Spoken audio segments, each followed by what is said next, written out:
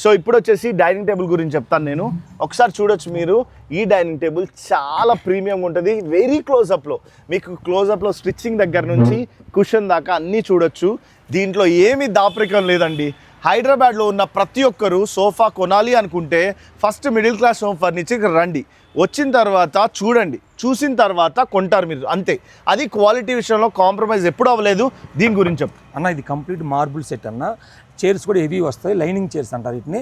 ఒక ఇంచుమించు sofa set లాగా డిజైన్ చేసామన్న. ఇది సోఫా సెట్ ఎంత కష్టపడుతుందో అంత కష్టపడుతుంట. అంటే సోఫాలో కూర్చున్న ఫీలింగ్ వచ్చేస్తుంది, హెవీగా వస్తుంది. అంటే హెవీ పర్సన్ కూర్చున్నా కూడా ఏం కాదన్న. కంప్లీట్ టేక్ వుడ్ ఉపయోగించామన్న. లెగ్స్ కానీ ఈ డిజైన్ కానీ ఏదైనా.